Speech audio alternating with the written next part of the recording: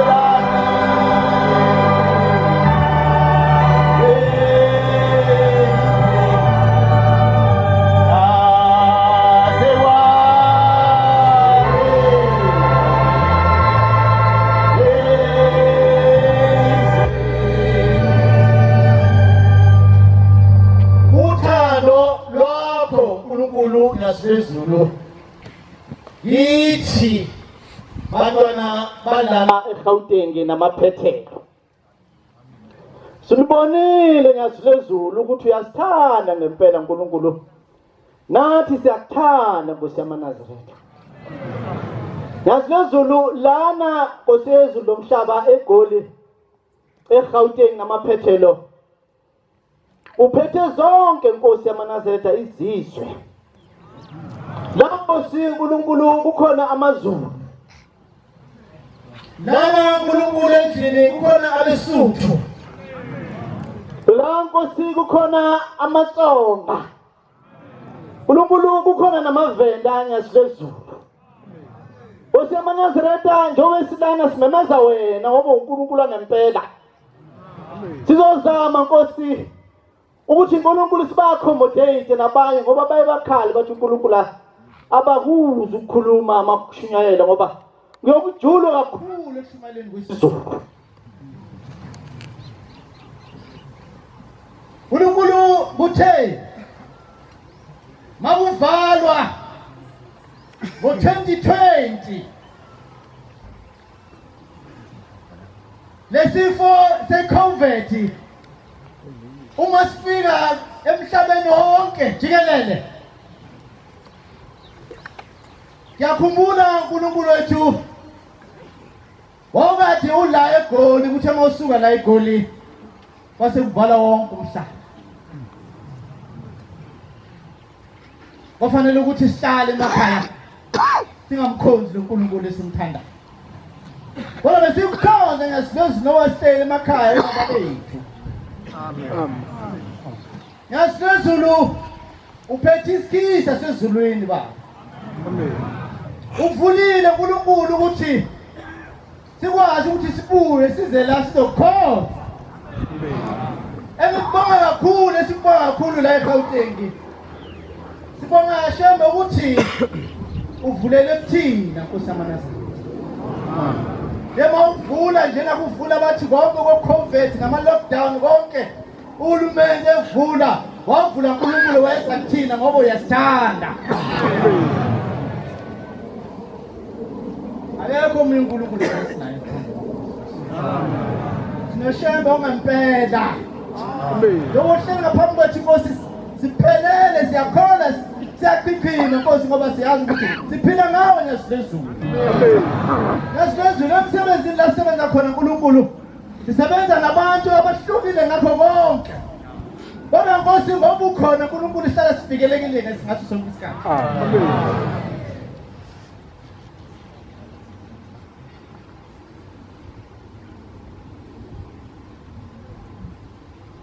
Ngicela uNkulunkulu ukuthi ngingene baba emlandweni Nkosi yamanazarete kancane Nkosi ngoba nesikhathi sincane emlandweni walelizwe kakhulukhulu walomuzi waseKuthuthukeni owasipha wona sasenyameni eNkosi uthingo lamakhosazana. Ngiyakhumbula Nkosi yamanazarete ukuthi besihlupheka kakhulu thina la eGoli namaphethe. Beke ukuthi uma sifuna ukuthi size kuwe bekufanele sigibele sihambe distance ende kakhulu ukuya kwaManatali ukuya kwaMathewini.